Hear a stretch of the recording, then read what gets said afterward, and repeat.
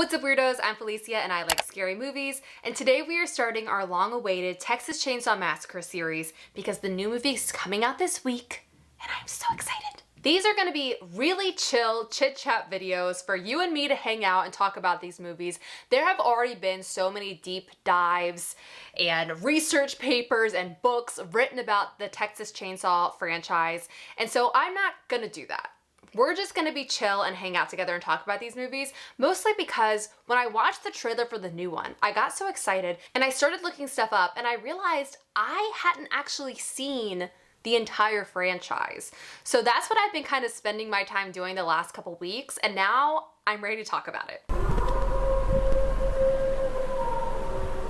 Now, as you may know, this movie is from 1974 and it was produced and directed by Tobe Hooper, and it was co-wrote by Hooper and Kim Henkel, who will direct a later Chainsaw movie that we'll talk about another day. Now here's a plot that I pulled off the internet for us. When Sally hears that her grandfather's grave may have been vandalized, she and her paraplegic brother Franklin set out with their friends to investigate. After a detour at their family's old farmhouse, they discover a group of crazed, murderous outcasts living next door.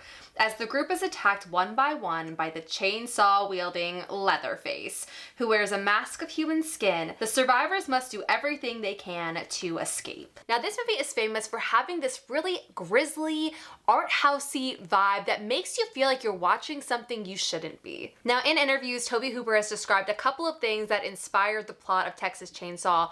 First of all, he talked about the Vietnam War. So the Vietnam War was one of the first wars that people saw in their living rooms on TV. They saw how horrifying it is, and anyone that had never been a soldier overseas had never seen anything like it. And so real life violence was being brought into homes of Americans for the first time, and he saw it. And then he was also inspired by the crimes of Ed Gein, also known as the Butcher of Plainsfield, and he was a murderer but also a body snatcher. He actually only killed about 2 people, but what he ended up being famous for was for taking bodies out of graves and using the parts to make various household items with bones and skin. And you can see that all over Texas Chainsaw. Now, obviously, Texas Chainsaw is an amazing slasher movie, but the thing that I'm always most interested in talking about is the Sawyer family itself. Now let's go ahead and go over the Sawyer family. That changes from movie to movie, I realized, but for the purposes of this one. So we have Drayton Sawyer, who is the owner of the gas station, also known as the cook. We have Nubbins, who is the hitchhiker who, you know, gets in the van and scares the bejesus out of all the teenagers. Leatherface, we of course know and love. And then good old Grandpa. And what I like about this family is that even though they're cannibals and they're doing very bad things, they have kind of a standard family structure. Even though they're all men, they kind of each play into different parts of the nuclear family. And this is the stuff that like people have written many papers about, but it sort of feels like that's the idea of what happens to a family that gets left behind when capitalism pushes a country forward. So the Sawyer family worked at a slaughterhouse and their specialty was killing cattle. From what Nubbins says, it seems like they had the best way to do it, and then with the invention of stun guns, they eventually were out of work and then have to eat people and do bad things to survive in this new world that has left them behind. And when we combine all of that with this idea that Leatherface is sort of a sympathetic villain. Obviously, we don't know the extent of any of this, but Leatherface seems to be somewhat intellectually disabled and really relies on his family and cares about protecting his family and helping provide for his family. And so when you look at Leatherface and the Sawyer family in that lens, you almost start to root for them, even though they are committing some of the most horrible crimes while you watch this movie. And this movie also created one of our most iconic final girls who paved the way for so many others, which is Sally Hardesty, played by Marilyn Burns. And I mean, when you look into how horrible it was to be on this set. Like, you just want to give this girl an Oscar. She sustained multiple injuries while on set. In one scene, the dinner scene, they actually cut her index finger with a razor because the crew wasn't able to get the fake blood to come out of a tube in this prop, and so they actually cut her finger I mean, I would just say no, but okay. And then by the end of the shoot,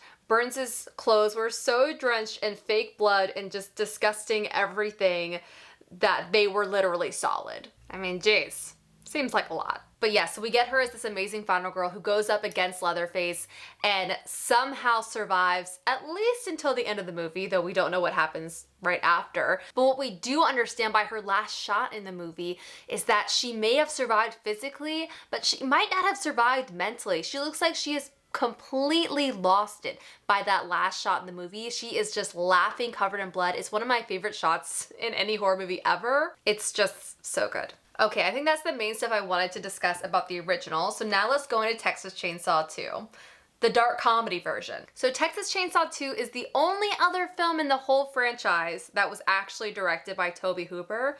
And I feel like you can feel how close this and the first one are. Though they are tonally completely different, you can tell it's the same director. And this movie didn't come out until 1986, which is 12 years after the original film. So here's an internet plot for this one. Chainsaw-wielding maniac Leatherface is up to his cannibalistic ways once again. Along with the rest of his twisted clan, including the equally disturbed Chop Top, this time the masked killer has his sights set on a pretty disc jockey, Vanita Stretch Brock, who teams up with Texas lawman Lefty Enright to battle the psychopath and his family deep within their lair, a macabre abandoned amusement park. So I mean, just with that plot, this movie is so vastly different from the first one. So first of all, we have a couple of new characters in this one. We have Stretch, our final girl, played by Caroline Williams, and she is so cool in this movie. She plays a disc jockey who is such a smart and resilient final girl that's also like funny and weird, and I just love her. Then we have Dennis Hopper playing Lefty, who's just like hilarious and silly and amazing. Jim Sida, who's playing the cook, who's basically just like putting human meat into his chili competitions. Like, it just is so darkly funny. It's so good. And then of course we can't forget the one and the only Bill Moseley playing Chop Top. And Chop Top is like one of the most amazing deranged characters ever. And I'm sure you've heard the story by now, but I always like to tell it to people because it's so amazing to me. But Bill Moseley was a huge fan of the original Texas Chainsaw and made a short film called Texas Chainsaw Manicure, where he played sort of the hitchhiker character.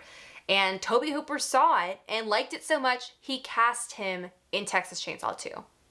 Like, that's the stories you love to hear. Now, weirdly enough, I will mention there is some humor in that first film, despite how like grisly and dark it is, particularly in the dinner scene with Grandpa, right? We have that whole scene where like Grandpa's the best at killing, but can't seem to hit Sally over the head with the hammer properly, and it happens over and over and over again, and it almost turns into this like slapstick comedy routine, but it's so dark you don't know if it's supposed to be funny or just weird, and it's just great. So we have like a little bit of that in the first one, and then this movie just goes full ham with the comedy. And also the idea of having a parody sequel of a horror movie like this, Evil Dead, like, there's something about that I really like and would like to see more of in our current day. And one of the things I really like about this movie that is very different from the first one is this movie has so much more just like gore.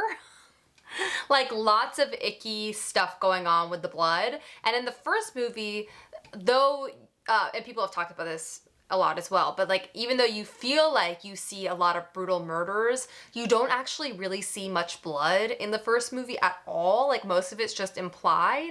And in this one, they're like, here is the blood you've been asking for. But my favorite thing about this movie is definitely the production design. It's by Carrie White, and the idea of having the chainsaw layer at this amusement park. This movie, for as like orange the original film is, this movie is like every color under the rainbow constantly, and it is so fun and weird and exciting visually. Like something, and this is gonna keep happening through this whole series, something I forgot to talk about in the first film is the design of the Texas Chainsaw Sawyer Family home, of them having all of this furniture and decoration being from like animal bones and maybe human bones and skin and all this disgusting stuff. And that's kind of the inspiration like they drew from the Ed Gein stories. We still get a lot of that like cool, intricate set design in this one, but it's like, you know, with some freaking neon flair. But yeah, overall, I love Texas Chainsaw 2. I think it's so weird and funny. It's camp. Like, if I understand the definition of camp, I think this is camp. And what Tobe Hooper really did for me in this is making a perfect double feature.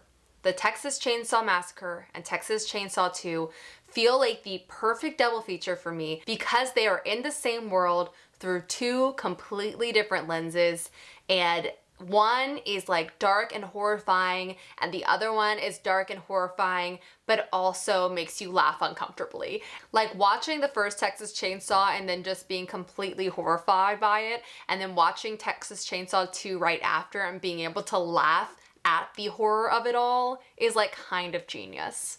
So yeah, these two are definitely like in my top of the entire franchise, if not the top two. But I think that's it for now. So this is the beginning of my Texas Chainsaw series. I hope you're enjoying it so far. Tomorrow we are going to talk about Texas Chainsaw 3, I had never seen, and Texas Chainsaw Next Generation, which we had actually talked about in Horror Movie Club a few months ago. But it's going to be good. I'll see you there. Have a nice scream.